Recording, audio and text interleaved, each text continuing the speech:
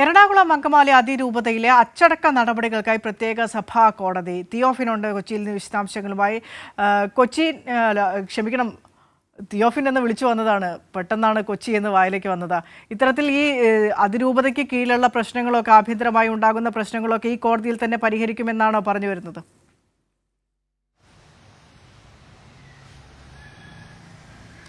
Vinisha, zero Malabar സഭയ്ക്ക് കീഴിലുള്ള എറണാകുളം അങ്കമാലി അതിരൂപതയിലെ തർക്കങ്ങളുമായി ബന്ധപ്പെട്ടാണ് ഇതിൻ്റെ അച്ചടക്ക നടപടികൾക്ക് വേണ്ടിയിട്ടാണ് ഇപ്പോൾ പുതിയ കോടതി സ്ഥാപിച്ചിട്ടുള്ളത്. ഇത് സീറോ മലബാർ സഭ ആസ്ഥാനമായ കാക്കനാട് മൗണ്ട് സെൻറ്റ് തോമസിലാണ് കോടതി.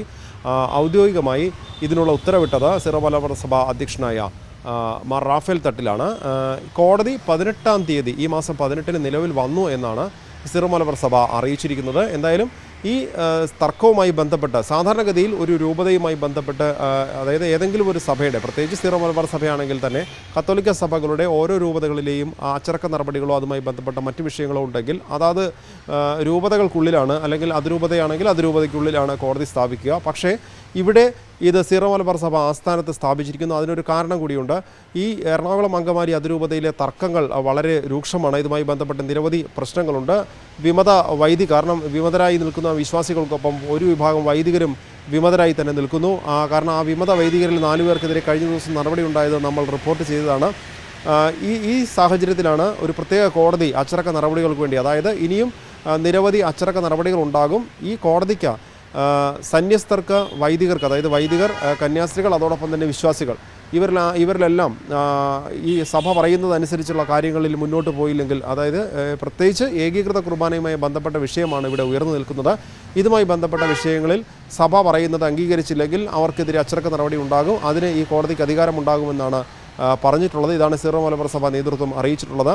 ഇവിടെ എറണാകുളം അങ്കമാലി അതിരൂപതയെ സംബന്ധിച്ച് അതിരൂപതയിൽ മുഴുവൻ തന്നെ പ്രശ്നമാണ്. കാരണം വൈദികർ 2 തട്ടിലാണ്. ഒരു വിഭാഗം വൈദികരും ബിഷപ്പുമാർ പോലും ഒരു സമയത്ത് ഈ പ്രശ്നങ്ങളുണ്ടാക്കുന്ന, അല്ലെങ്കിൽ വിമതരായി നിൽക്കുന്ന വിശ്വാസികൾക്കൊപ്പം ഉണ്ടായിരുന്നു. ആ ഒരു സാഹചര്യത്തിലാണ് ഈ നടപടിയെടുക്കാൻ പ്രത്യേക കോടതി സ്ഥാപിച്ചത്. ഇത് കോടതിക്ക് ഈ എറണാകുളം അങ്കമാലി അതിരൂപതയ്ക്കുള്ളിൽ, അല്ലെങ്കിൽ അതിരൂപതയുടെ ഏതെങ്കിലും സ്ഥാപനങ്ങളുമായോ ഓഫീസുമായോ ബന്ധപ്പെട്ട കോടതി നിലനിർത്താൻ കഴിയാത്തൊരു സാഹചര്യമുണ്ട്. കാരണം അത് വലിയ തർക്കങ്ങൾക്ക് വഴിവെക്കും, പ്രശ്നങ്ങൾക്ക് വഴിവെക്കും. അതുകൊണ്ടാണ് ഇപ്പോൾ സീറോ മലബാർ സഭ ആസ്ഥാനത്ത് ഇത്തരത്തിലൊരു കോടതി സ്ഥാപിച്ചിരിക്കുന്നത്.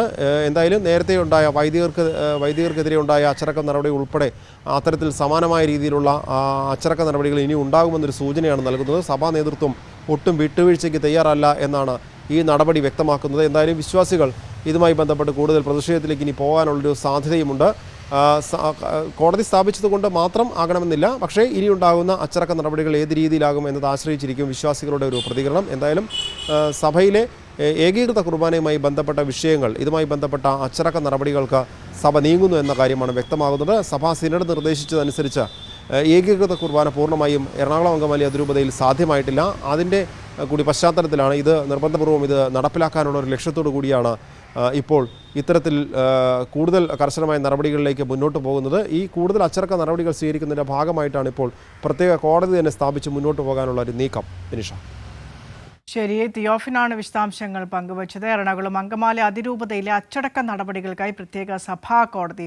സീറോ മലബാർ സഭ ആസ്ഥാനമായ കാക്കനാട് മൗണ്ട് സെൻറ്റ് തോമസിലാണ് കോടതി സ്ഥാപിച്ചത്.